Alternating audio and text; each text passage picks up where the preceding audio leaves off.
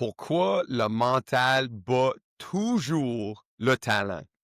Je m'appelle Adrian Davis, je suis un ancien joueur de football professionnel et le fondateur président de Athletic Academy. J'ai vécu des coupures, des blessures, des échecs, mais jamais j'ai laissé ça me définir. Le mental, c'est plus fort que le talent et je vous explique pourquoi. Hey, une chose que j'ai appris personnellement dans ma carrière, mais aussi quand j'essaie d'évaluer le talent. Le talent naturel, s'il est présent, tant mieux. Tant mieux. Je vois beaucoup de jeunes joueurs de foot, des jeunes athlètes dans tous les sports qui ont du talent. Mais qu'est-ce que le monde ne comprenne pas? Il manque souvent une certaine force mentale. Et c'est une question d'établir ce force mentale pour percer au prochain niveau. Et tu sais quoi? Le pire chose, je vous donne mon opinion. Là. La pire chose qui peut arriver à un athlète entre les âges de 8 et 12 ans, c'est d'être extrêmement talentueux. À ce niveau-là, peu importe le sport, mais on parle de football, là, il y a tellement de jeunes qui n'ont aucune idée qu'est-ce qui se passe. Et c'est pas mauvais, je dis pas ça d'une façon mauvaise, c'est comme ça qu'on va se développer. Mais peut-être tu es juste plus vite, peut-être tu es plus agressif. Il y a certains jeunes, tu es plus grand, tu es plus fort. Il y a certains jeunes qui ont certaines capacités qui sont clairement, physiquement supérieures à tout le monde qui joue contre. Peut-être qu'ils ont juste une meilleure compréhension du jeu. So, quand je vois ça, je vois souvent ces mêmes joueurs-là rendus à 15-16 ans, ils lâchent le foot. À cause rendu à 15-16, peut-être, il y a des autres gars qui sont plus vite, sont grandis, sont plus forts. Là, ça commence à cogner. C'est tout le monde qui comprend plus les concepts de football. Et soudainement, le jeune qui avait un chemin plus facile, il n'est pas capable d'augmenter ses capacités. Il n'est pas capable de donner plus. Il n'est pas capable de travailler. Il n'est pas capable de s'évaluer pour dire, hey, peut-être j'ai de quoi travailler dessus. À cause le chemin il était toujours facile. Si on regarde l'autre côté, un jeune qui peut-être il a eu plus de troubles. Peut-être il a juste. Il n'était pas là quand il était jeune. Il fallait qu'il travaille.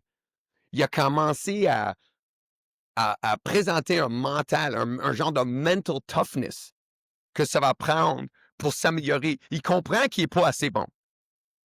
Il comprend qu'il n'est pas assez bon. Ça, c'est le facteur essentiel. Il comprend qu'il n'est pas assez bon. Il faut qu'il travaille.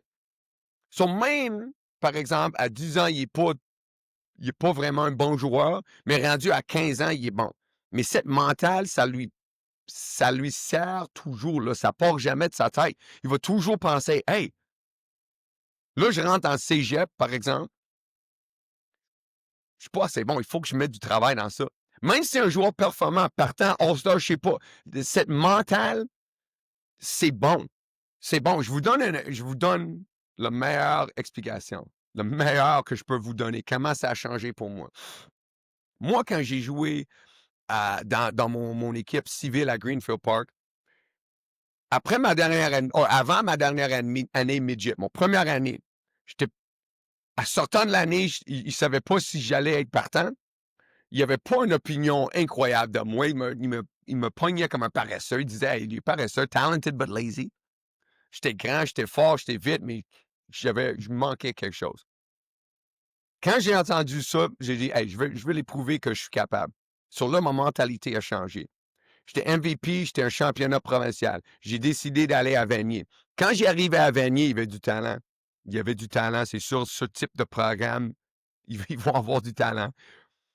Hey, je n'étais pas habillé pour mes 4 premiers matchs. Je n'étais pas habillé. No dress. J'étais aucune épaulette, rien. Hey, c'était frustrant. Mais là, ça a mis un switch dans ma tête. Là.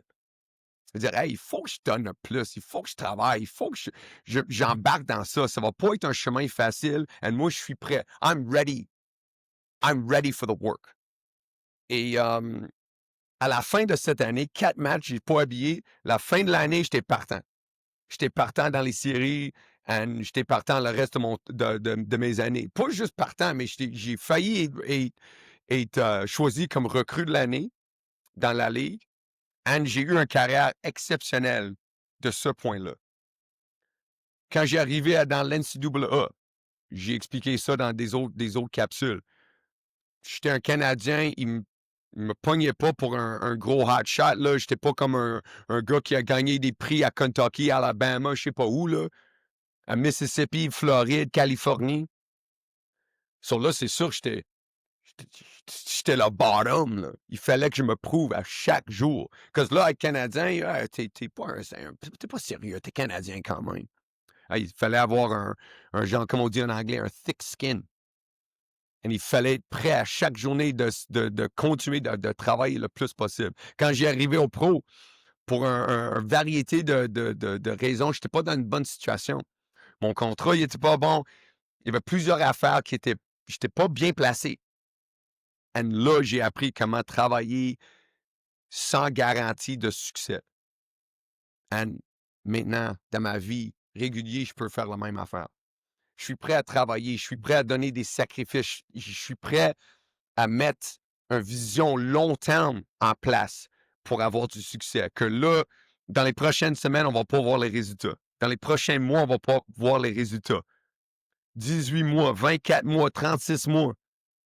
C'est là qu'on va voir les résultats. Je suis prêt à mettre ce type de travail. Et si tu as un chemin plus difficile, il faut être reconnaissant. You got to be thankful for those difficulties, parce que c'est ça qui va créer quelque chose qui va te permettre de travailler plus fort pour vraiment s'améliorer. J'ai quelque chose que j'essaie de dire au monde, comme une expression en anglais que j'utilise souvent, that I can't lose unless I quit. And the only way I quit is if I die. And these guys aren't ready to kill me, so I'm not going to lose. Non, bref, je lâche jamais. La seule façon que je peux lâcher, c'est si j'abandonne l'idée. Je veux pas faire ça sans mourir. Et les gars que je travaille contre, mon compétition, ils sont pas prêts à me tuer. So they can't kill me, they can't beat me. So, dans ma tête, c'est comme ça que je pense tout le temps. Tout le temps. Je suis dans une zone intense pas mal tout le temps. Non, c'est sûr, je peux avoir une conversation irrégulière, je peux faire de quoi, mais quand c'est prêt, quand le moment arrive pour la compétition, je suis prêt. J'ai fait mon préparation. J'ai regardé mes fautes. J'ai regardé où je n'étais pas assez bon, où on manquait de quoi. Je n'ai pas peur de dire, hey, j'ai besoin de travailler sur certaines affaires. Et ça, c'est le problème avec plusieurs athlètes qui sont talentueux. Ils n'ont jamais eu ce moment de dire, hey, je n'étais pas assez bon. Qu'est-ce que je fais maintenant, c'est pas assez. Qu'est-ce que je donne, c'est pas assez. Et j'ai vu ça à tous les niveaux. Au cégep, j'en ai vu du monde lâcher à cause qu'il n'est pas capable. Universitaire, j'ai vu la même chose. Dans les pros, ça arrive à chaque 3 mois. Il y a du nouveau monde qui arrive. Ils pensent qu'ils sont vraiment le top dog. Ils arrivent. Ils ne sont pas capables. C'est un autre niveau de compétition où tout le monde est bon. Tout le monde est talentueux.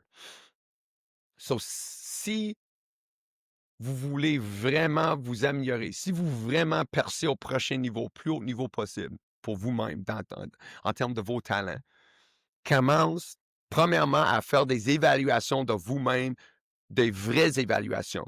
Qu'est-ce qui manque? Où on peut s'améliorer? Qu'est-ce qu'on peut faire? Embarquer dans des entraînements. Et je dirais, embarque dans des entraînements hors de votre zone de confort. Si, par exemple, tu joues pour une équipe, l'équipe a des entraînements, oui, c'est sûr, tu vas faire des entraînements d'équipe, faites-les. Mais tu sais quoi? Embarque avec un autre groupe quelque part. Il y a des groupes privés, il y a des groupes avec des autres, avec nous, avec quelqu'un qui offre des entraînements pour voir, hey, qu'est-ce qui se passe avec eux autres? Est-ce qu'on est vraiment de ce calibre? Quand on a commencé à faire les showcases, des camps, des affaires différentes, un gros facteur, c'est de dire, hey, on va prendre des kids des régions inconnues. Que peut-être dans ta tête, je suis mieux qu'eux autres à cause que je joue pour un programme plus grand, Division 1, je sais pas quoi. Mais soudainement, on voit des gars de Division 4, des gars des régions, des gars que personne connaît, qui ont quelque chose à prouver. Ils veulent sortir en feu. Ils veulent montrer qu'ils sont capables de jouer avec tout le monde, n'importe où, n'importe quand. Bon, si tu n'es pas prêt à donner ce même effort, c'est évident. On voit immédiatement que peut-être tu manques quelque chose. So, guys, quand tu penses à tous les entraînements, tout ce que tu fais pour t'améliorer, assure-toi, assure-toi que tu prends un vrai évaluation de vous-même. Vous embarquez dans des entraînements différents, une variété d'entraînements. Honnêtement, dans mon opinion, le plus de coach que tu peux travailler avec une limite. C'est sûr, tu ne peux pas travailler avec 35 personnes, mais si tu travailles avec 2 ou 3 personnes différentes qui vont donner des trucs et des opinions et des évaluations différentes, c'est bon. C'est bon. On ne cherche pas de négatif, mais on ne cherche pas du monde qui vont juste dire Hey, t'es le meilleur au monde. Des fois, nos coachs, qu'on joue pour une équipe, je suis le meilleur joueur de mon équipe, eux autres vont être moins sévères que quelqu'un qui dit Hey, moi, j'ai fait des évaluations de 3000 joueurs dans le fil des années. J'en ai vu comme toi, j'en ai vu meilleur que toi. Beaucoup. So, t'es pas tant bon. Il faut que vraiment tu travailles avec ci, ça et ça.